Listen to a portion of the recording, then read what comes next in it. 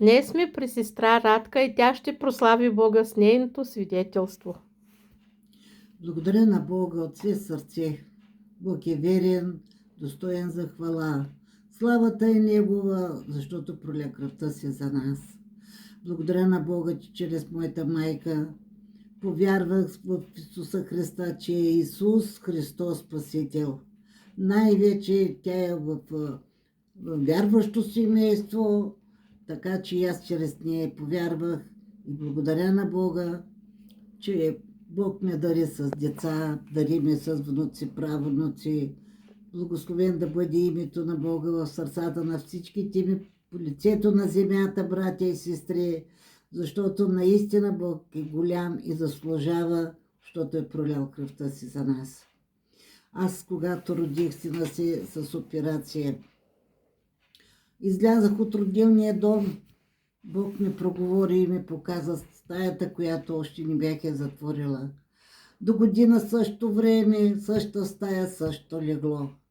Аз се поучудих, защото дори не знаех първото дете, като забременях, камо ли пък да знам, че за второ дете. Но благодаря на Бога, защото извинявам се към всички, които ме чуват. Аз не знаех как ще стане за второто дете. Но благодаря на Бога, че Бог е много милостив. И Той изпълни желанието на баща си, на моя отец. И дойде да пролее кръвта си за лицето по земята, защото Той приготвил всичко за нас. И така, че ние сме длъжни, брати и сестри, да служим на Бога дух и истина. Така, че годината дойде, как ли не мина тези трудности. И наистина аз бях втората година в същото легло, в същата стая, пак с операции. И благодаря на Бога, че Валентин е в Германия. Благодаря на Бога, че само след няма дори 2 месеца аз се върнах от Германия, но бях там преди 2 години, 2 пъти отидах и видях се пак същите братя и сестри. Бог да ги благослови стократно. Видях наистина, бяха пълна църква, нямаше място, но сега са много малцина. Много малки останаха, защото Словото се изпълва. Мнозина тръгват, малцина остават. Не да гледат човека в ръце, а да търсят Бога в името на Исус. Святия Дух да наизпълни, преизпълни, предостатъчно. Защото Той проля кръвта си и духът му да бъде във всяко едно сърце. Да бъде всеки град, всяка служба, във всяко служение, пастори, лидери, светии. Бог да благослови Германия. И двете групи, които наистина бях и има в Германия. Наистина си да ми служи. Аз му дадах стафетата да служи на Бога и наистина служи сина ми. Наистина общува с братя и сестри, но и аз не мога да кажа, че съм сама. Въпреки всичко, аз загубих големия си син. Той беше на 51 година. Точно когато трябваше Валентин да изпълни той 50 години, но така стана, че сина ми си отиде. Но въпреки всичко живота върви, но Бог ме избра като дете и баща ми най-вече. Наистина ние сме избрани от Бога род в род. Когато баща ми пожела да ме има като за момче, аз бях момиче родена. И най-вече и бях децата родени, но той беше тежко болен. Бяхме частници, но не се оплаквам. Ядахме си, пиехме си, живеехме си скромно. Още повече баща ми накара да готвя, че да ме благослови. И ми каза, ще ми готвиш, моето момиче, защото ти готвиш много хубаво, аз те обичам да те благословям. За пръв път аз чух думата благословение. Нямаше братя и сестри, пастори, нямаше Библии. Всичко беше забранено. Сега плуваме в Словото, дори още не можем да го приемем, но тогава беше забранено. Така че благодаря на Бога. Аз не можах да готвя на баща ми, защото знаех, че той си тръгва, няма да го видя. Но важното, че моята майка наготви, даде ми да нося на баща ми, за да ме благослови. Тази дума беше нещо Много тежко я преживях, че аз няма да го видя, да.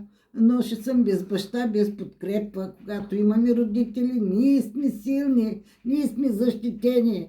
Но тогава нямахме това присъствие на Бога. И благодаря на Бога, че Бог каза: баща, майка ще оставя аз вас никога. И където да сте, братя и сестри, че и сина ми го няма при мене, и децата му, въпреки всички, излязаха от мене. Важното, благодаря на Бога, те са с вас, те са с Божия дух. Бог ги благославя, Бог ги пази. Най-вече чух най-добрата новина, че моята Ивелина ще има момиче. Нека наистина има 3 момчета, моя син. Дядо, това ще бъде момиче в радостта в дома му. Благодаря на Бога. Преминах през много трудности. Бог знае, но аз мога да кажа, че чувствах силата му, чувствах присъствието му и съм много радостна, че моя род повярваха чрез мене. Амин. Сестрите ми, племенниците ми, дори ето и те раздават вече и виждам славата на Бога. И най-вече Бог обича вдовиците и сираците. Не мога да се оплача да кажа, че ми липсва нещо. Не мога да кажа, че Бог не съществува. Той винаги съществува. И да се държим за Неговата слава, да му дадем почет и слава, да му поклоним денонощно, защото Той никога не закъснява. Той е много милостив. Амин. Господ дава сили, Господ дава най-доброто за децата си, защото е писани сме в дунта на ръката му. И съм много радостна, че всички повярваха да ни даде Бог сили да устоим до края, за да бъде Бог в славата. Нашата радост е тук на земята. Защото разбрах от Словото, ние когато служим и даваме тези жертви, хваления за Бога, горе няма да има съд за нас. И трябва да се покорим на те. Съжалявам, че не знаят, не са вкусили. Дойде в църквата ми един пастор, Бог да го благослови, въпреки с преводач. Но аз наистина той му откри и разбрах, че ние търсим ревности за Бога, а не знаем дори какво търсим. Да осъзнаем, че аз не съм търсила богатство, не съм търсила уютно, не съм търсила нещо да ме посочи човек с ръка да каже, че да съм някой си там горделива или алчна. Аз съм искала един скромен живот. И наистина Бог ме е благословил, защото не иска да сме сребролюбци, не иска да сме завижливи, иска да се поклоним на Бога, Той да бъде пред нас, ние след Него. И така отдавам цялата слава, братя и сестри.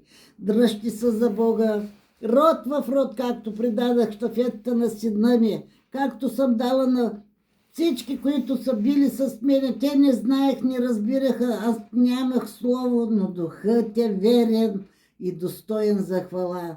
Благодаря на Бога. Бог да бъде с всички вас, и с сина ми, и всичките, които са в църквата, благословени да са. Амин. Благодаря на Бога за сестра Радка, че прослави името на нашия цар на царете. Бъдете благословени. Амин.